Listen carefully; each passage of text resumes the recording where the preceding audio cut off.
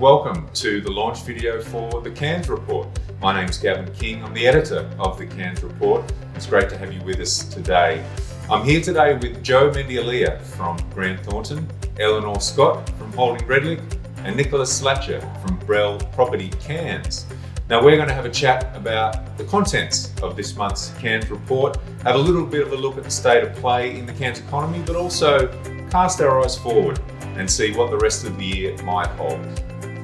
Now first to you, Joe, give us a little bit of an overview. What are you hearing at Grant Thornton in terms of jobs and the employment scene?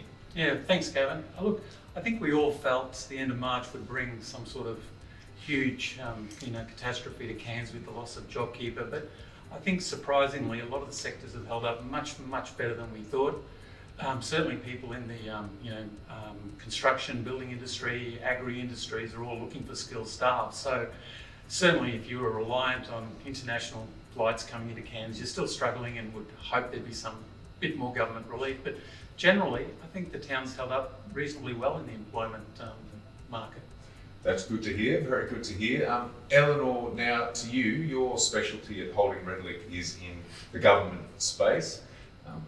What are your thoughts and what are you hearing in terms of that post-pandemic recovery and the cash that governments are looking to spend to assist with that recovery?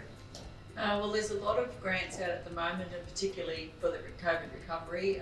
Just the Queensland government in the last week or so has made an announcement of $200 million, which is being made available to 65 regional councils. Right. So that's to cover works for Queensland type projects, and Cairns Regional Council, for example, has I think about 12 projects at the moment, which are under this Works for Queensland funding, and they're job creating projects, so there should be jobs and employment businesses coming out of that.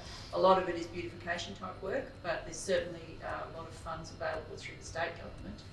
With the $200 million just announced, that's a really impressive amount to be put into the communities, the regional communities, to promote job growth. And I guess some of that beautification work, if that gets done now, while the town is a little bit quiet in terms of tourism, when people do come back, the town is looking its best when that work's done. Now, the hot topic, always the hot topic, real estate. Nicholas, to you guys at Belle Property, what are you seeing in the market at the moment? Yeah, I think there's little doubt that Cairns is certainly in the best position it's been since the GFC. Our market is generally very tight in most segments. We're seeing an oversubscription of buyers, certainly in that $100 million range. It certainly feels like it's not going to change anytime soon. Interest rates are low, stock is short, it's at an all-time low.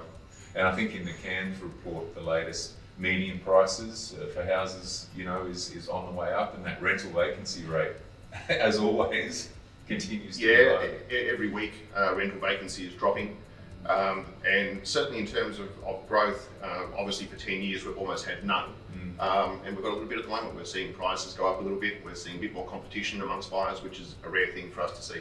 Great. Now, I guess to finish off and round off, the Cairns report, the first edition out a couple of days ago for April, it did show, look, there are some surprising bright signs on the horizon. I think none of us thought we would be where we are if we looked back 12 months ago. But to you first, Joe, any summarising comments about the Cairns economy? How are you reading it? What's the state of play? What are clients telling you? Well, look, it certainly started tax planning already for 2021, and a number of clients, it's a good indicator, they're certainly paying some tax. Yeah. And again, as I said, that building, construction, real estate, primary production, they're holding up. Light manufacturing, fishing, holding up really well.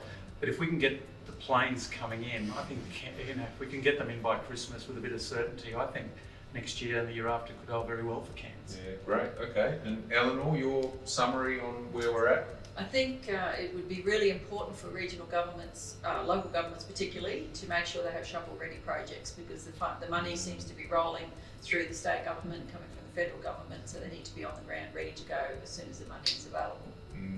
And Nicholas, just the general state of play in the economy, what are you seeing? I guess the big question is, how long will it last? How long will the market be like it is? I don't think there'll be any change in 2021. I don't think interest rates will not change this year. And stock won't suddenly start appearing. People people want to sell, but they have nowhere to buy, so they're not selling, so there's nowhere to buy. All the storage facilities are full because people have sold and can't find somewhere to buy. It's a unique proposition for our market.